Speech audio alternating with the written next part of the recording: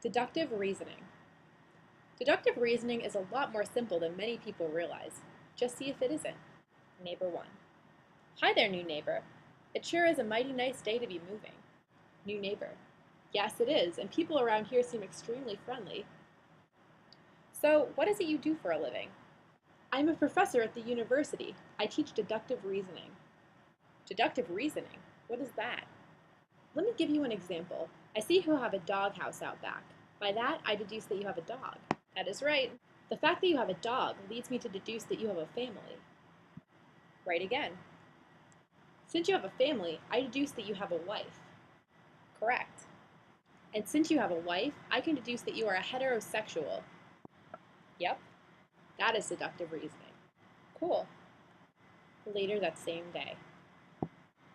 Neighbor 1. Hey, I was talking to that new guy who moved in next door. Neighbor 2.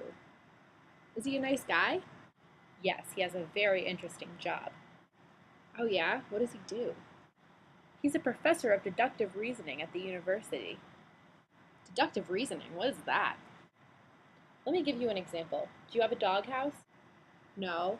Fag. Surgeon talk. 5 surgeons were talking about the best patients. First surgeon says, accountants are the best to operate on because when you open them up, everything on the inside is numbered. Second surgeon says, nah, librarians are the best. Everything inside them is in alphabetical order. Third surgeon responds, try electricians, man. Everything inside them is color-coded. Fourth surgeon intercedes, I prefer lawyers. They're heartless, spineless, gutless, and their heads and butts are interchangeable. To which the fifth surgeon, who had quietly been listening to the conversation, says, I like engineers. They always understand when you have a few parts left over at the end. Forrest Gump goes to heaven. The day finally arrived. Forrest Gump dies and goes to heaven. He is met at the pearly gates by St. Peter himself. The gates are closed, however, and Forrest approaches the gatekeeper.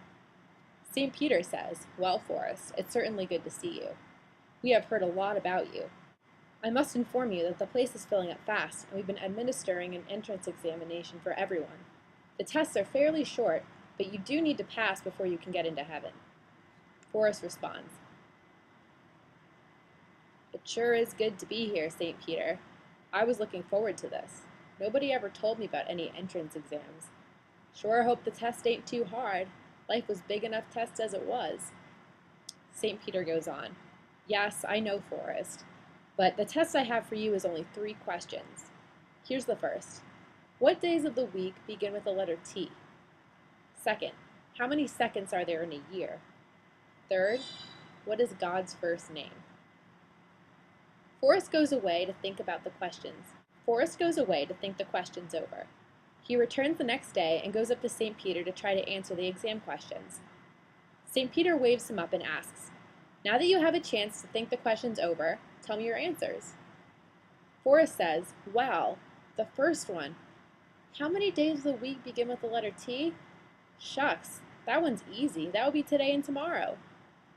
The saint's eyes open wide and he exclaims, Forrest, that's not what I was thinking, but you do have a point, though. And I guess I didn't specify, so I give you credit for that answer. How about the next one, says St. Peter. How many seconds in a year? Now that one's harder, says Forrest, but I thunk and thunk about it. I guess the only answer can be 12. Astounded, St. Peter said, 12, 12. Forrest, how in heaven's name could you come up with 12 seconds in a year? Forrest says, shucks, there's gotta be 12. January 2nd, February 2nd, March 2nd. Hold on, interrupts St. Peter. I see where you're going with it. And I guess I see your point, though that wasn't quite what I had in mind. I'll give you credit for that one, too. Let's go on with the next and final question, says St. Peter. Can you tell me God's first name? Forrest says, well, sure, I know God's first name. Everybody probably knows it's Howard. Howard? Asks St. Peter. What makes you think it's Howard? Forrest answers, it's in the prayer. The Lord's Prayer, responds Forrest. Our Father, who art in heaven, hallowed be thy name.